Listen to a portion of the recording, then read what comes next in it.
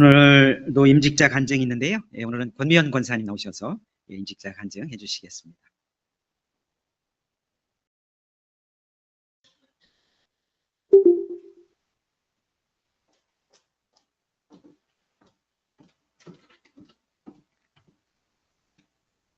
안녕하세요. 저는 이번에 권사 직분을 받은 권미현입니다. 이 귀한 시간에 제가 이 자리에 서게 되어 참 영광입니다. 지난 주일 애랑 권사께서 임직 간증을 정말 감동적으로 해주셨고, 목사님께서도 간증의 좋은 샘플이라고 말씀을 해주셨는데, 저는 부끄럽게도 그 믿음의 자리까지는 많이 부족한 것 같습니다. 저는 이 자리에서 앞으로 권사로서 구체적인 정량적인 목표 설정은 못했어요. 하지만 제가 경험한 은혜와 그리고 제 다짐에 대해서 여러분들과 나누기를 원합니다. 저로서는 권사 임직과 임직 간증을 하기 위해 지금 이 시간 이 자리에 서 있는 그 자체가 이미 은혜요 간증이라고 생각합니다.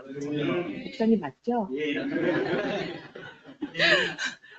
저는 이번에 권사로 임직을 받게 되면서 모두가 자칫하겠지만 감사한 마음보다는 두렵고 부담이 더 크게 다가왔습니다. 교회 생활을 돌아보니 25년이 지났더라고요. 그럼에도 제 자신은 너무 부족한 점이 많았습니다. 공부를 아시다시피 게을리 하다 보니 신앙의 깊이도 더디고 예수님께서 절대절명으로 부탁하신 영혼 구원에 대해서도 깊이 생각하지 못했던 시간이 꽤 있었던 것 같습니다. 그래서 권사라는 직분의 의미를 찾아봤어요. 그랬더니 신앙적 돌봄이로서 기도와 겉면으로 섬기는 자리라고 되어 있는데, 저는 남편에게조차도 겉면치 못하고 있는 제 수준이 도저히 아니었습니다. 그러나 기도 가운데 하나님께서 제 마음에 주신 말씀은 고린도후서 12장 9절 말씀인데요. 내 은혜가 내게 족하다.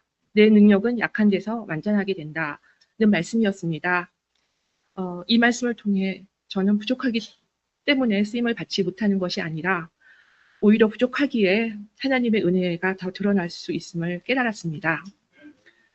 그래, 나의 부족함을 누구보다도 잘 아시는 하나님께서 그럼에도 불구하고 허락하신 직분이라면 자격을 따지기 전에 순종이 먼저일 거라는 그런 마음을 갖게 되었습니다. 돌아보니 여러분들도 잘 아시는 바와 같이 저희 가정에도 예상치 못했던 어려운 시간이 있었습니다. 그 시간을 통해서 하나님께서는 저를 기도하게 하셨고 의지하게 하셨고 위로해 주셨습니다. 그 시간 동안 저는 은혜의 땅, 축복의 땅으로 가기 위한 강야의 시간, 그 시간을 지나고 있다고 위로하며 8개월의 시간을 지나왔습니다. 그 시간 속에서 하나님께서는 떠나게 인도해 주셨고 저의 연약함 속에서 하나님 은혜를 경험하게 되었습니다.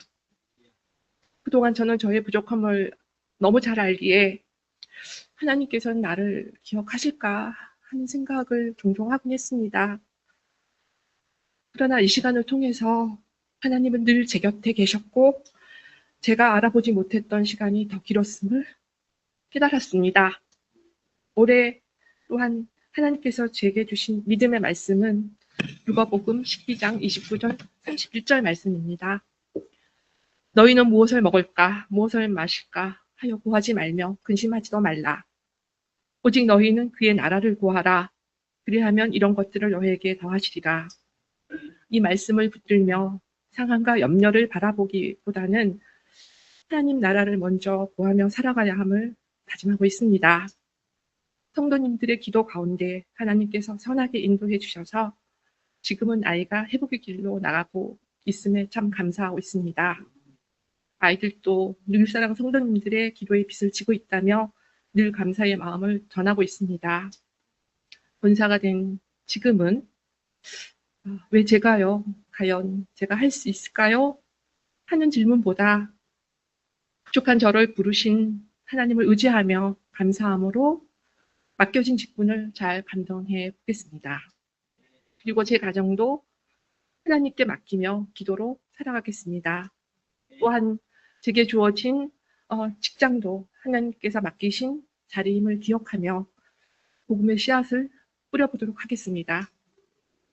부족한 저를 세워주신 하나님과 함께 기도해 주신 여러분들께 감사드리며 임직식에서 서약한 대로 바르게 믿고 성실히 섬기며 화평을 이루는 늘사랑 교회의 한 지체로서 앞으로 한 30년 살아가길 소망하며 이 자리를 빌어서 다짐해 봅니다. 들어주셔서 고맙습니다.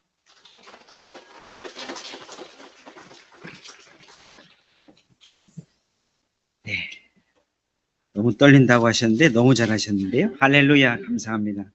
큰 은혜가 됐습니다. 할렐루야.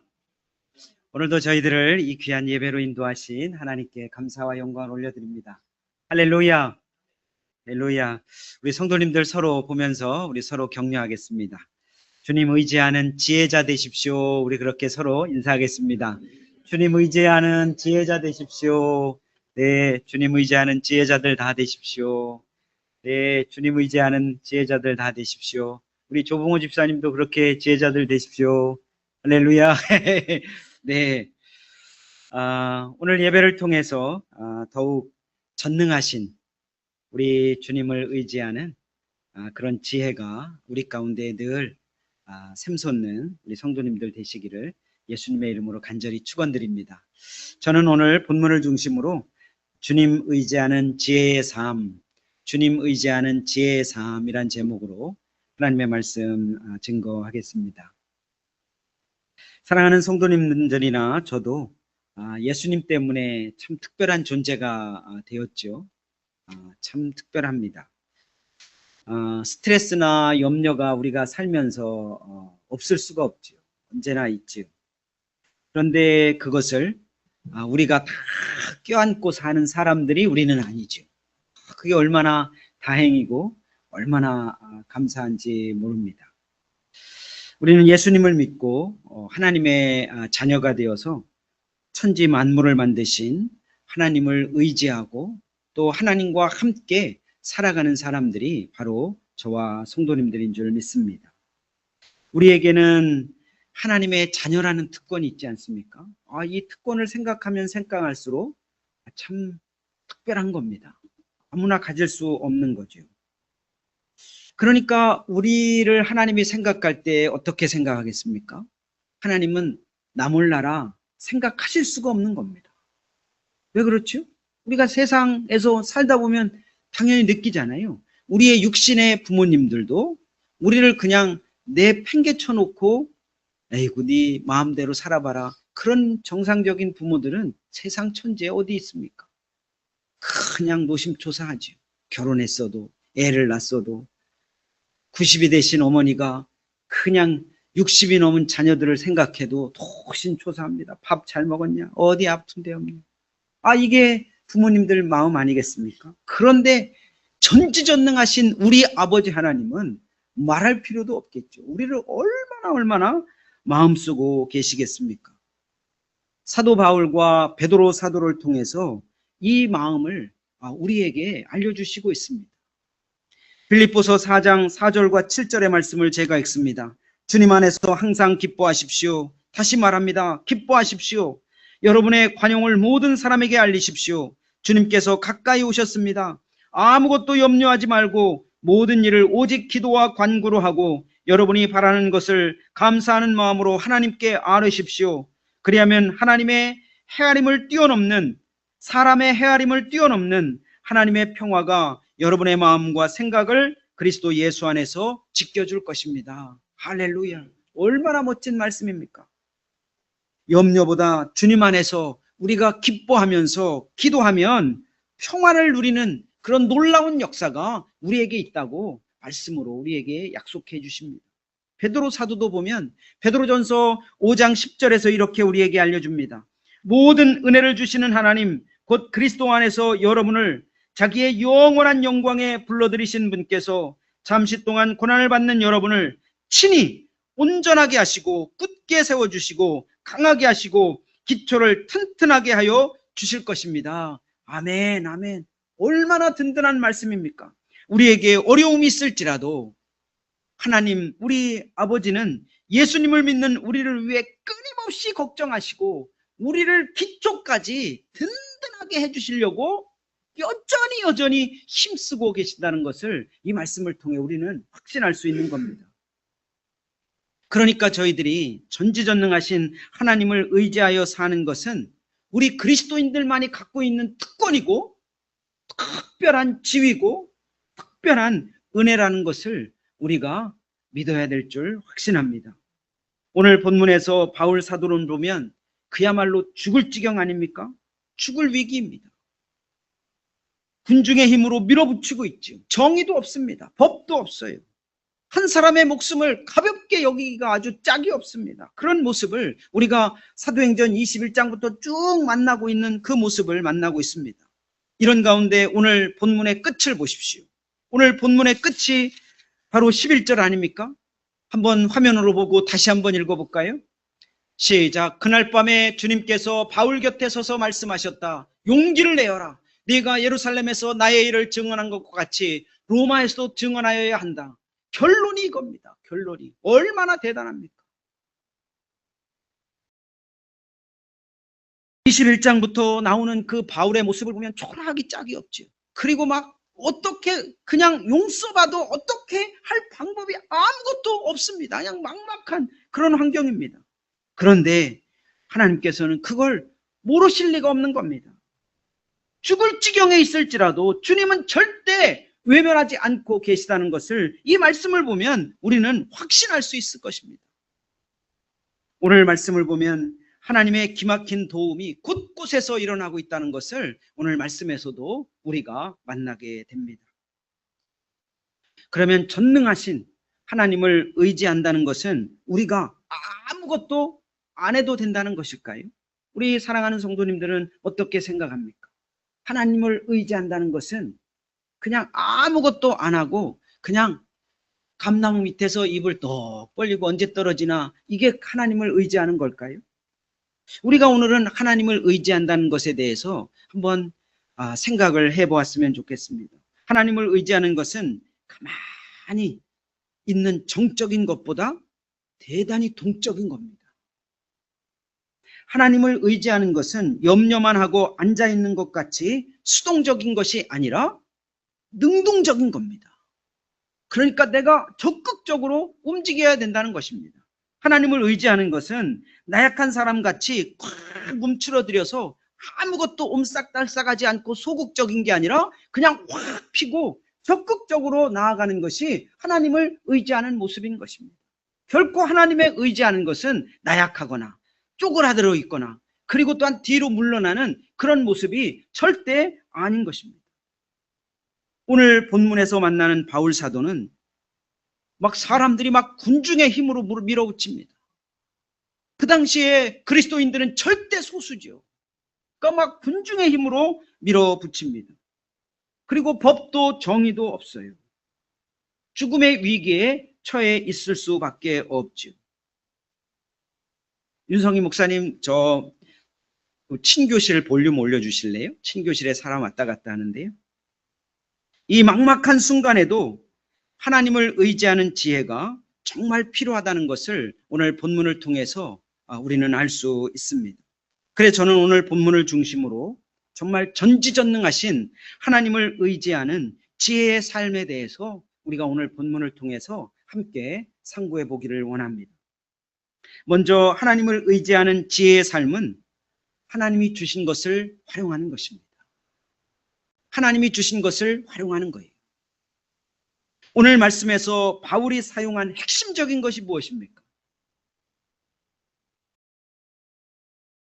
바로 로마 시민권입니다. 로마 시민권이에요. 바울 사도는 예루살렘에 오기 전까지 수많은 고초를 겪었죠.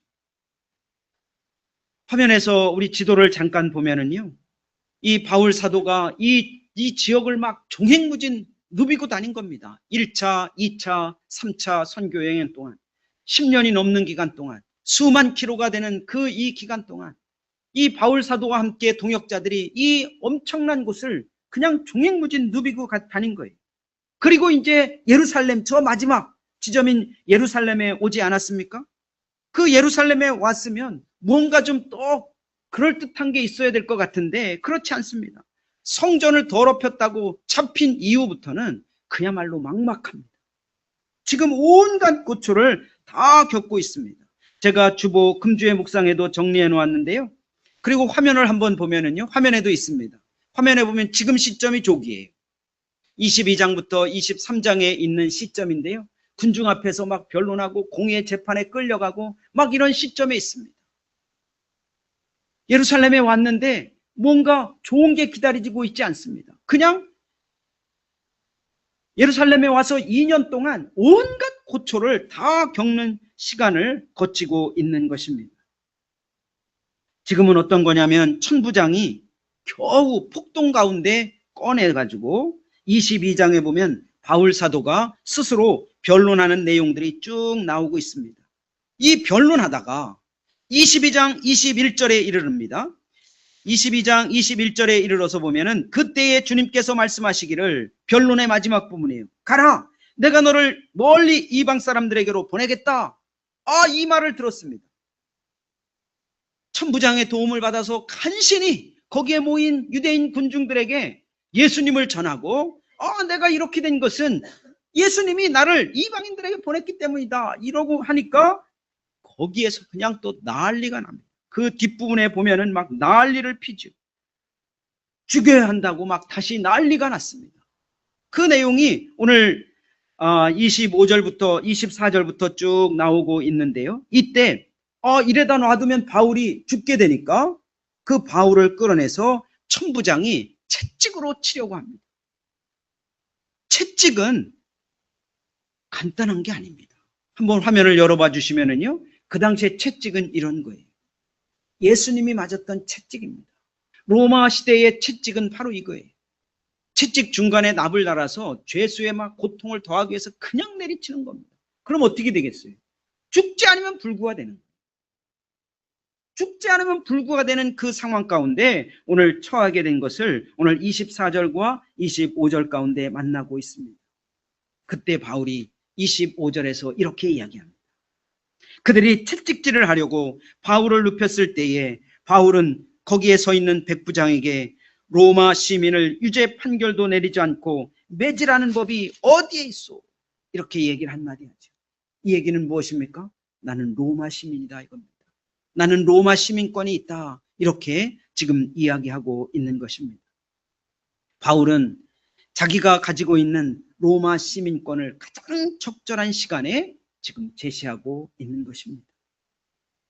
그래서 보면 22장 26절부터 29절에 보면은 이 분위기가 확 바뀝니다.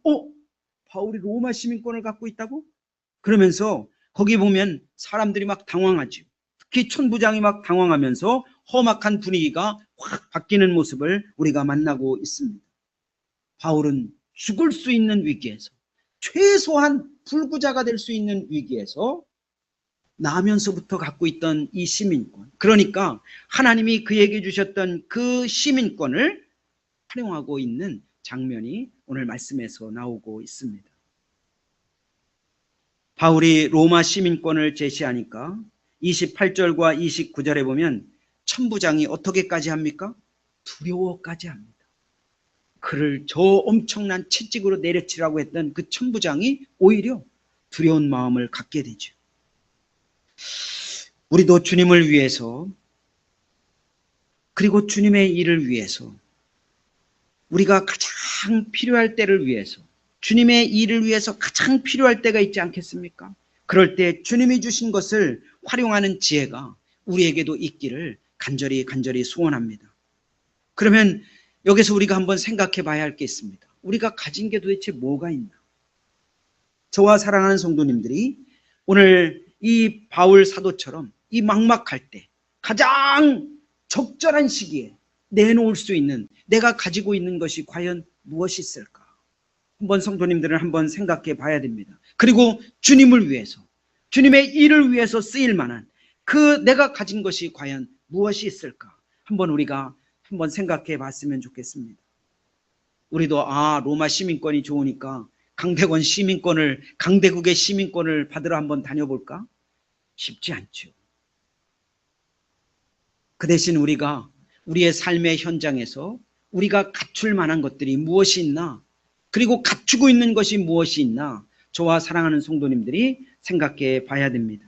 자격증도 있고 면허증도 있고 다양한 자격이 또 경험을 통해서 우리가 갖추고 있을 수도 있습니다. 그것이 주님을 위해 쓰임받을 수 있을 때 내가 기꺼이 내놓는 게 더 중요합니다.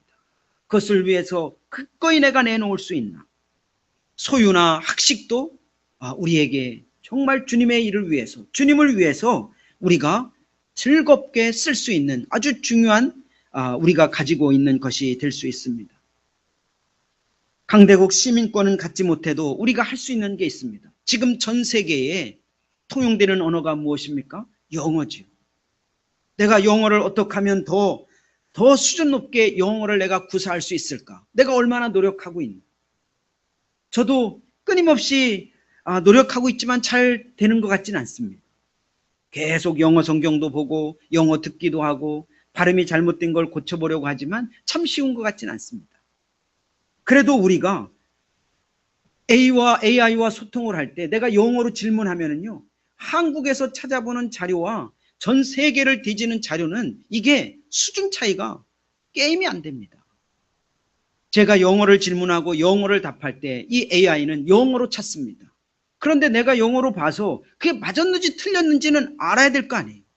한글로 내가 제 설교를 금방 영어로 번역하라 그러면요, 몇 분 걸릴 것 같아요? 1분이면 다 그냥 번역해서 금방 줍니다. 그런데 이 번역이 맞는지 틀린지는 확인할 수 있어야 될 거 아니에요. 그러니까 우리가 전 세계적으로 통용되는 영어를 끊임없이 연마하는 건 언제든지 하나님이 우리를 쓸 때 그것을 사용할 수 있게 된다고 저는 믿습니다. 저와 사랑하는 성도님들이 이렇게 말을 하니까 나는 그러면 아무리 따져봐도 아무것도 가진 게 없는데 어떡하나? 나는 그런 주님이 쓰시지 않나? 주님의 일을 위해서 나는 쓰시지 않나? 우리가 이렇게 생각할 수도 있을 것 아닙니까? 그런데 없는데도 불구하고 하나님은 쓰십니다. 어떨 때 쓰실까요? 어떨 때 쓰실까요? 하나님을 의지하고 나를 드리는 사람을 쓰십니다. 얼마나 놀랍습니까? 나를 하나님 다 쓰십시오. 지난주에도 말씀드렸듯이 이것이 헌신이고 이것이 하나님께 제물을 드리는 것과 같다고 제가 말씀을 드리지 않았습니까? 그럼 나는 아무리 따져봐도 내가 드릴 게 아무것도 없네요. 그럼 저를 쓰십시오. 그럼 나는 누구께 됩니까? 나는 하나님께 되지요. 이게 엄청난 능력이 되는 겁니다. 전지전능하신 하나님이 내 거를 나의 주인이 되는 겁니다. 그럴 때 전지전능하신 하나님이 나를 마음껏 쓰면 세상이 감당할 수 없는 능력이 나에게서 나오게 되는 줄로 믿습니다. 아무것도 없는 내가 바로 하나님의 것이 되는 것입니다. 아무것도 없는 내가 바로 하나님의 능력, 하나님의 크신 복의 통로로, 역사의 통로로 우리가 사용될 수 있는 것입니다. 내가 아무것도 없으니까 나는 아무것도 안 해도 되겠나가 아니라 없음에도 불구하고 쓰임받는 저와 성도님들이 되어야 되지 않겠습니까? 그렇다면 다시 또 가진 것이 많은 사람은 어때요? 가진 것이 많을수록 내가 하나님께 더 드리면 없는데도 쓰셨는데 큰 능력이 나타나는데 가진 것이 많은 사람이 드렸을 때 그 능력은 얼마나 크겠냐고요. 베드로를 한번 보세요. 베드로는 저는 믿음밖에 없습니다.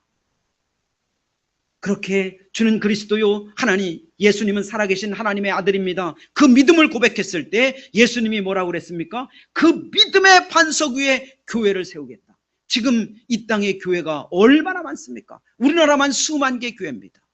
베드로의 그 믿음의 반석 위에 교회가 세워진 것입니다. 할렐루야. 바울은 어떻습니까? 바울은 자기가 갖고 있던 그 엄청난 학식을 다 내려놓고 하나님 저를 아예 써주십시오. 그랬을 때 신약 성경의 13권을 쓰는 그런 놀라운 역사로 주님이 사용해 주십니다. 신약 성경의 25%를 바울 사도를 통해 썼습니다. 바울 사도와 동역했던 누가는 어떻습니까? 의사죠. 의사인 나를 전체를 바울을 동역하는데 바울과 돈을 버는데 바울을 위해서 내가 쓰겠습니다. 나를 전체를 쓰십시오. 그렇게 드렸을 때 어떻게 됐습니까? 누가를 통해서 무엇이 기록됐습니까? 누가복음과 사도행전이 기록됐습니다. 사도 바울이 기록한 게 많을까요? 누가가 기록한 게 많을까요? 누가가 많습니다. 그 당시에 그리스도 헬라어 단어로 치면 누가는 27%예요. 신약 성경의 27%를 누가가 기록했습니다. 할렐루야. 바울보다 더 많이 기록한 겁니다. 드렸을 때 하나님은 그것을 기쁘게 받으시고 하나님의 능력의 도구로, 하나님의 그 역사를 드러내는 도구로, 주님이 여기 살아계십니다 하는 그 영원한 생명을 전하는 도구들로 마음껏 사용해 주신 것입니다. 있고 없고가 중요한 게 아닙니다. 내가 얼마나 가졌고 가지지 않았고가 중요한 것이 아닌 것입니다. 저와 사랑하는 성도님들이 하나님을 의지하고 하나님이 내게 주신 것을 없더라도 주님 위에 활용하는 지혜가 우리 가운데 필요한 줄 믿습니다. 우리가 가진 것 가지고 주님이 나를 얼마나 크게 쓰일까, 그 기대를 갖고 하나님 앞에 그냥 턱 내드리는 저와 성도님들이 될 수 있기를 주님의 이름으로 간절히 축원드립니다. 가지고 난 뒤에 내가 열심히 하겠다, 늦습니다. 가지고 나면 마음이 바뀔 수 있습니다. 돈 많이 벌어 해서 주님을 섬겨야지. 그런 사람들 여기 남아 있습니까? 다 떠났습니다. 내가 더 멋지게 성장해서 주님을 위해 열심히 섬기겠다, 남아 있습니까? 없습니다. 지금 내가 가진 그 자체를 주님께 드리고 내가 주님의 큰 능력과 도구로 사용되겠습니다. 그렇게 쓰임받기를, 주님의 큰 능력의 도구가 되기를 예수 그리스도의 이름으로 간절히 축원드립니다. 아멘, 아멘. 하나님을 의지하는 지혜의 삶은 또한 상황을 판단하고 대처하는 것입니다.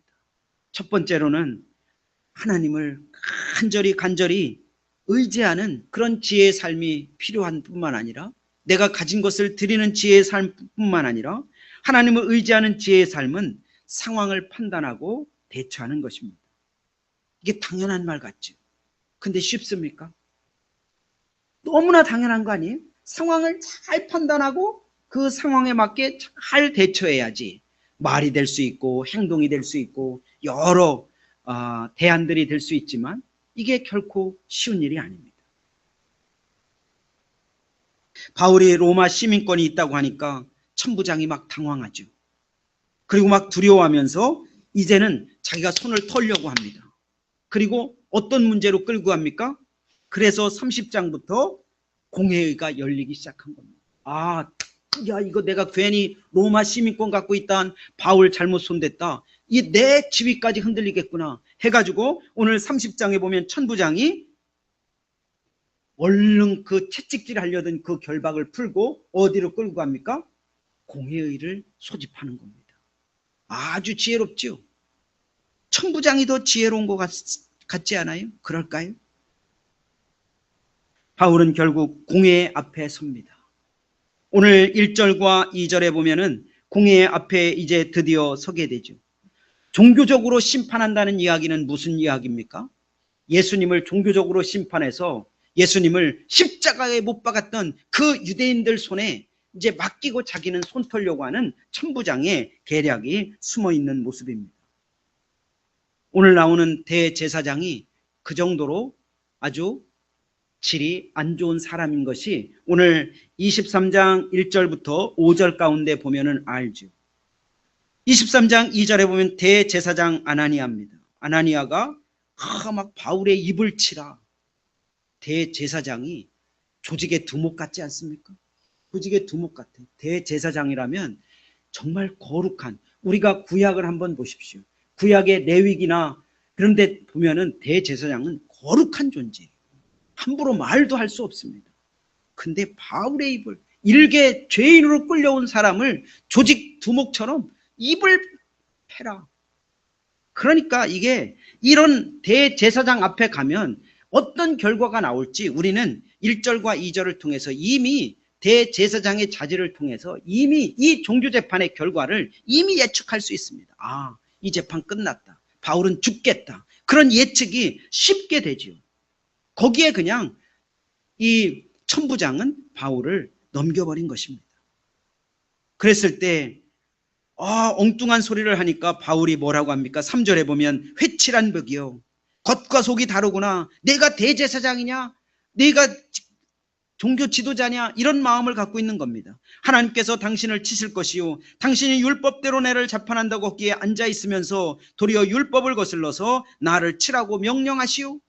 이렇게 말할 때 바울은 이 사람이 대제사장인지 아니면 그냥 공의원 회원인지 이것을 알 수는 없었습니다. 그러니까 대제사장으로 하니까 바울이 얼른 어떻게 합니까? 대제사장은 모든 사람이 존경받는 사람이니까 5절에 말씀을 인용해서 너의 백성의 지도자를 욕하지 말라는 것, 그것으로 자기의 행동을 해명하죠. 그렇듯 이 지금 공회의 재판도, 종교적인 재판도 정상적으로 흘러가기는 글러먹은 상황인 것입니다. 이런 상황에서 바울은 상황을 파악합니다. 공의회의 중요한 멤버들을 이미 알고 있죠. 사두개인들과 바리새파. 사두개인들은 부활이 없는 것을 확신하는 사람이고, 바리새파 사람들은 부활이 있는 것을 확신하는 사람들이거든요. 이걸 간파한 겁니다. 그래서 6절을 이야기합니다. 우리가 6절을 읽어보겠습니다. 시작. 그런데 바울이 그들의 한 부분은 사두개파 사람이요 한 부분은 바리새파 사람인 것을 알고서 의회에서 큰 소리로 말하였다. 동포 여러분, 나는 바리새파 사람이요 바리새파 사람이 아들입니다. 나는 지금 죽은 사람들이 부활할 것이라는 소망 때문에 재판을 받고 있습니다. 아멘, 아멘.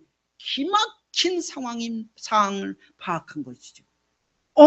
이 자리에 대제사장까지 있다고? 그러면 모든 공의원들이 다 모였겠네.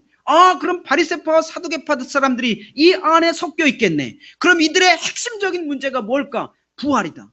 나는 부활하신 예수님을 믿고 있다. 근데 너희들은 부활이 문제로 갈려있는 걸 잘 알고 있는 바울은 이 상황을 기막히게 파악하고 이것을 던지고 있는 겁니다. 그 결과가 어떻게 됩니까? 바리새파와 사두개파 사람들이 그냥 난리를 칩니다. 자기들끼리 난리를 치고 있는 것이 7절에서 9절 가운데 나오고 있습니다. 자기들끼리 싸우다가 바리새파 사람들이 갑자기 바울 편이 된 거예요. 그래서 막 이 바울이 편을 들고 서로 막 싸우다 보니까 이러다가 로마 시민권을 가진 사람을 잃겠구나 해가지고 어떻게 됩니까? 천부장이 바울을 오히려 빼냅니다. 기막힌 대처죠. 기막힌 상황을 파악하고 대처한 바울의 지혜가 엿보이는 모습입니다. 천부장이 바울을 빼내서 10절에 보면 병영 안으로 안전하게 들어가게 됩니다. 참 놀라운 하나님의 손길이라고 볼 수 있습니다. 그때 이런 상황 가운데 바울이 병영 가운데 갔을 때 우리가 맨 처음에 읽었던 말씀을 하나님이 거기서 다시 알려주죠. 그게 바로 11절 말씀입니다. 11절 다시 한번 읽어볼까요? 시작. 그날 밤에 주님께서 바울 곁에 서서 말씀하셨다. 용기를 내어라. 네가 예루살렘에서 나의 일을 증언한 것과 같이 로마에서도 증언하여야 한다. 아멘, 아멘. 정말 놀랍습니다. 하나님은 절대 손 놓고 계신 게 아니었습니다. 바울이 그 환경 가운데서도 어떻게 하면 이 환경 가운데서 내가 주님을 의지하고 내가 가진 것, 그리고 상황을 제 지혜롭게 파악해서 내가 어떻게 대처할 건가, 이것을 정말 계속 그 가운데 얼마나 기도했겠어요. 그냥 죽을 지경인데 그런 가운데 하나님이 주시는 지혜로 정말 잘 대처하는 그 모습을 우리가 함께 만나지 않습니까? 그래서 결국 하나님이 용기를 주고 너의 미래가 반드시 있다라는 확신을 주시는 말씀을 부어주시고 있는 것입니다. 그러니까 바울은 매 순간 하나님을 의지하면서 주님이 주신 지혜로 상황을 파악하고 거기에 가장 잘 맞는 대처를 하게 된 것이라고 저는 믿습니다. 저나 성도님들도 상황이 잘 파악이 안 되면 애먹는 경우가 참 많습니다. 그것이 교회에서만 있을까요? 직장에서만 있을까요? 가정에서도 있습니다. 우리의 삶의 모든 현장에서 사실 이런 것들이 일어나고 있습니다. 자녀와 부모 사이에도 자녀가 나이가 많고 또 자녀는 어린데 그 사이에서 벌어지는 그 일들을 보면 상황 파악이 잘 안 되니까 그냥 막 자녀를 억누르려 하다가 거기서 갈등이 일어나지 않습니까? 그리고 또한 부부 사이에도 마찬가지. 화성과 금성에서 온 사람들이 만나서 100년이 된들 틀립니다. 부부는 틀려요. 그러니까 그냥 자기 주장만 하다가 거기서 상황 파악 잘못하고 그냥 황혼이혼이네 뭐 조론이네 없는 말을 막 만들어내가지고 자기들이 옳다고 주장하는 사람들이 너무나 많죠. 직장에서도 마찬가지입니다. 교회에서도 사람들과의 관계에서도 상황 파악이 너무나 중요하죠. 상황 파악 정말 중요합니다. 어떻게 상황 파악을 잘 할 수 있을까요? 어떻게 상황 파악을 잘 할 수 있을까요? 여기서 저는 핵심은 자꾸 하나님의 눈으로 보아야 된다는 것입니다. 하나님의 눈으로. 저는 바울 사도가 아무 희망이 없잖아요. 묶여있죠. 막 엄청난 책찍으로 맞을 지경이죠. 지금 희망이 누가 있을까요? 거기에 있는 사람들의 희망이 있어요? 아무도 없습니다. 교회 지도자 야고보도 아마 그 근처에 있지 않았을까요? 베드로도 아마 있었을 거예요. 그들에게 희망이 있습니까? 없습니다. 누구에게 희망이 있습니까? 오직 하늘에 계신 전능하신 내 아버지에게만 희망이 있는 겁니다. 그러니까 하나님을 바라볼 수밖에 없는 것이죠. 그러니까 상황을 판단 잘 하려면 자꾸 내 눈으로 보면 문제가 됩니다. 근데 하나님의 눈으로 보면 그 문제가 해결될 중요한 단서가 보이게 될 줄 믿습니다. 하나님이 주신 지혜로 우리가 그럴 때 놓치지 않게 될 줄로 믿습니다. 우리가 아무리 아니라고 해도 우리는 색안경을 끼고 있습니다. 그게 뭐예요? 선입견과 편견입니다. 없다고요? 거짓말입니다. 없는 사람 없습니다.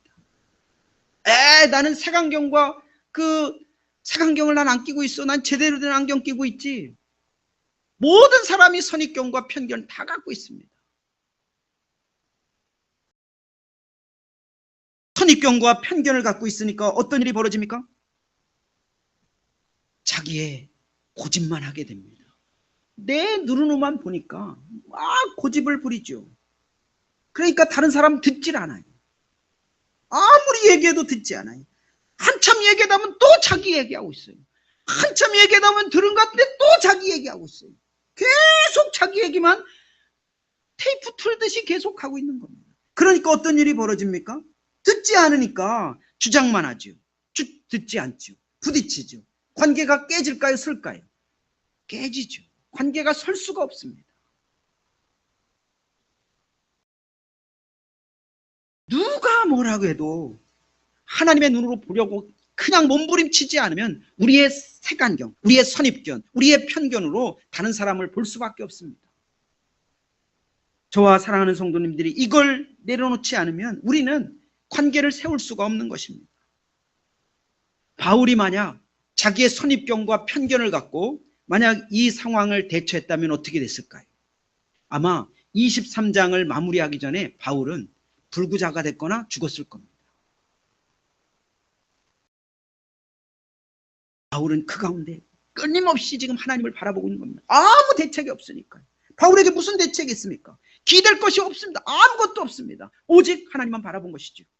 상황을 정확히 파악하기 위해서 우리가 하나님의 눈으로 보는 것이 정말 중요합니다. 그럼 하나님의 눈으로 어떻게 볼까요? 말씀을 통해서 보려고 끊임없이 힘써야 합니다. 말씀을 통해 보려. 자기가 아는 말씀만이 아니라 성경 66권을 전체적으로 어떻게 하면 통합적으로 내가 통해서 내 상황을 볼까? 이게 대단히 중요하고 그것이 하나님의 눈으로 보는 것입니다. 오늘 바울이 너 대제사장이야. 너 대제사장한테 어떻게 이럴 수 있어? 그럴 때 바울은 즉각적으로 자기의 행동을 돌이키죠. 뭘 통해서요? 오늘 5절에 보면 말씀을 붙들고 자기의 행동을 돌이킵니다. 이게 바울의 멋진 모습 아닙니까? 그리고 부활 문제도 어디에서 나옵니까? 부활 문제도 사두개파 사람들은 모세오경만 믿어요. 그리고 이 바리새파 사람들은 그 당시에 구약 전체를 믿어요. 그러니까 말씀을 통합적으로 바울 사도는 예수님을 믿고 알게 된 겁니다. 그래서 이 사람들의 핵심적인 문제는 말씀의 문제다라는 것을 알 수 있었던 것이죠. 저와 사랑하는 성도님들이 상황을 정확히 파악하기 위해서, 하나님의 눈으로 보기 위해서는 말씀의 66권을 통합적으로 보려고 하는 그런 노력들이 우리에게 있어야 될 줄 믿습니다. 저도 청소년부 예배를 매주 우리 최윤아 집사님하고 둘이 드리지 않습니까? 그래서 오늘 아침에 최윤아 집사님에게도 고백했는데, 뭔가 좀 막 멋진 상품을 주고 청소년들을 데려오려고 하는 그런 마음들이 제 안에도 있습니다. 목요일 날 전도할 때 만나는 청소년들에게 막 좋은 선물로 꼬드겨서 주일날 아침에 예배 자리에 앉혀놓을까? 막 그런 마음도 있었어요. 그런데 제가 오늘 아침에 창세기 말씀을 보는데 그게 아니에요. 오늘 말씀이 뭐냐면 창세기 27장에 나오잖아요. 야곱이 누구를 속여요? 자기 아버지 이삭을 속입니다. 자기의 방법으로, 리브가와 함께 자신들의 방법으로, 자신들이 뭔가 해서 뭔가 막 이루려고 하는 그 방법으로 써가지고 자신들의 목적을 이룹니다. 그 목적이 하나님이 기뻐하실까요? 하나님이 기뻐하시지 않습니다. 나중에 야곱은 20년 동안 죽을 고생을 해요. 죽을 고생을 합니다. 그러니까 말씀에 우리에게 교훈 주시는 대로 그 말씀을 통해서 우리가 하나님의 눈으로 현재 상황을 본다는 것이 얼마나 중요한지를 다시 한번 마음에 새기게 됩니다. 두 번째로 우리가 상황을 잘 파악하기 위해서는 하나님의 눈으로 봐야 되는데요. 하나님의 눈으로 보기 위해서는 하나님 앞에 말씀을 그대로 순종하는 것입니다. 말씀을 순종한다는 것을 우리 사랑하는 형제자매님들을 어떻게 생각하고 있습니까? 말씀을 순종하는 것은요, 부부와 같습니다. 사랑하는 연인과 같습니다. 왜 그럴까요? 순종하면요, 그거와 합치가 되는 겁니다. 내가 하나님의 말씀에 순종하면 하나님의 말씀에 내가 그대로 일치되는 거 아니에요? 그러니까 내가 하나님을 닮아가요, 안 닮아가요? 하나님을 닮아가죠. 하나님을 닮아가니까 모든 상황과 현재 이루어지고 있는 일들을 하나님의 눈으로 볼 수 있는 확률이 훨씬 더 높아지는 겁니다. 부부는 어때요? 음식 습관도 다 같아져 갑니다. 글씨 쓰는 것도 비슷해져 갑니다. 그리고 옷차림도 비슷해져 가고 얼굴도 닮아간다고 가지 않습니까? 우리가 하나님의 말씀에 순종하면 하나님을 닮아갑니다. 그러니까 하나님의 마음과 하나님의 눈으로 현상을 볼 수 있는 것이죠. 안 그러면 계속 내 색안경으로 볼 수밖에 없습니다. 그러니까 싸움이 나는 겁니다. 저와 사랑하는 성도님들이 또한 상황을 정확하게 파악하기 위해서 하나님의 눈으로 보기 위해서는 하나님께 기도하는 것입니다.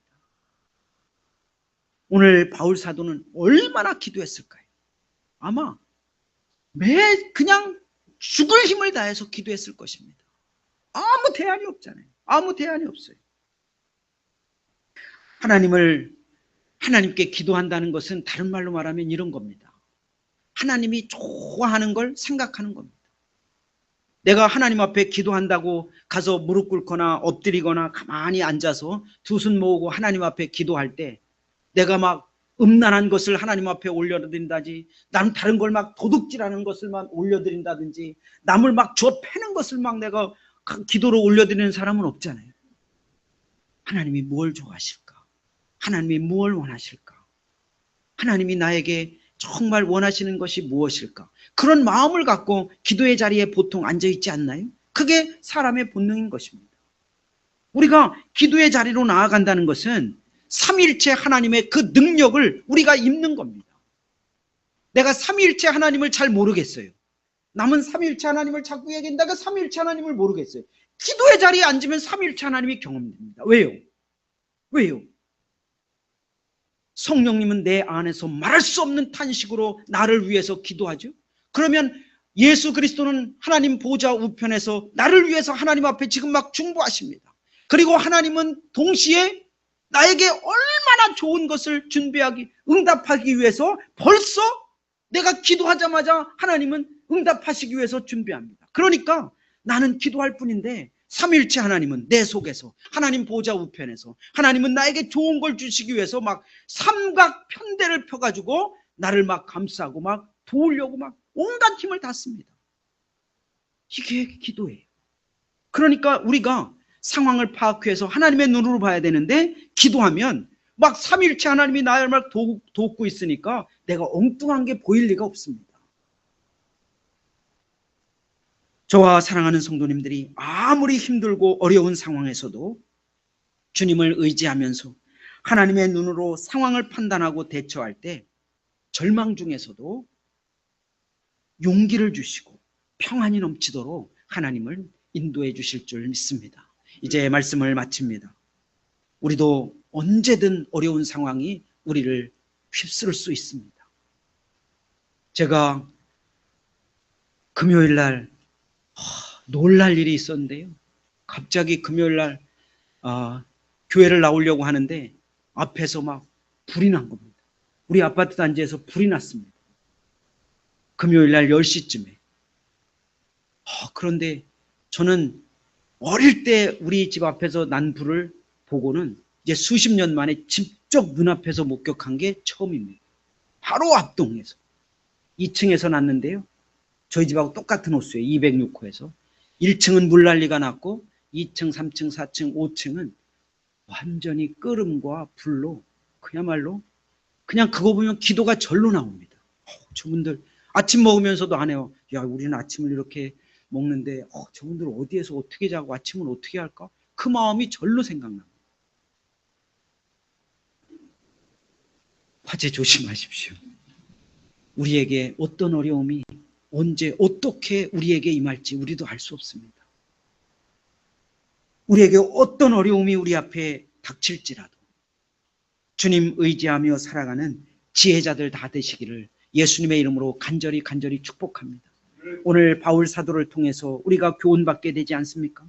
많든 적든 주님 주신 것을 주님을 위해서 활용하시기를 간절히 원하고 그냥 주님께 드리는 것이 우리께는 엄청난 지혜라는 것을 우리가 다시 한번 확인하게 됩니다. 또한 주님 의지하면서 주님의 하나님의 눈으로 상황을 판단하고 대처할 때 하나님은 우리에게 용기를 주시고 그리고 또한 미래를 열어주시는 그 놀라운 역사를 우리가 경험하게 될 것입니다. 이 말씀을 다시 한번 읽고 우리가 오늘 말씀을 마칩니다. 시작. 그날 밤에 주님께서 바울 곁에 서서 말씀하셨다. 용기를 내어라. 네가 예루살렘에서 나의 일을 증언한 것과 같이 로마에서도 증언하여야 한다. 아멘. 채찍질에 마저 죽거나 불구자가 되는 게 끝이 아닙니다. 하나님은 끝까지 우리를 놓지 않으십니다. 주님은 끝까지 우리를 돌보십니다. 함께 기도하겠습니다. 하나님 아버지 감사합니다. 우리 늘사랑교회 모든 성도님들과 젊은이들이 정말 주님을 끝까지 의지하는 지혜자들로 살아갈 수 있도록 도와주시옵소서. 그래서 어떤 어려움이 우리 앞에 닥칠지라도 어떤 상황이 우리 앞에 있을지라도 그 상황을 뛰어넘는 용기와 하나님이 주시는 비전으로 우리가 담대히 나아가는 우리 늘사랑교회 모든 성도들 될 수 있도록 하나님 복 내려 주시옵소서. 감사하며 예수님 이름으로 기도 올리옵나이다. 아멘. 아멘. 우리 다 함께 일어나셔서요 543장 우리 함께 찬양 드리겠습니다. 543장 1절과 후렴 우리 함께 하겠습니다.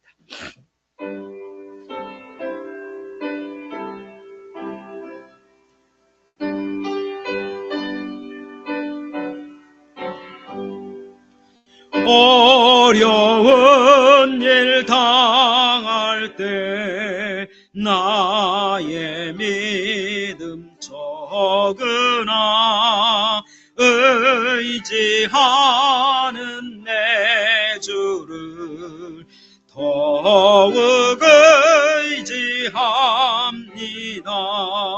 세월 지나갈수록 의지할 것뿐일세. 무슨 일을 당해도 예수 의지합니다. 세월 지나갈수록 갈수록 의지할 것뿐일세. 무슨 일을 당해도 예수 의지합니다. 아멘, 아멘.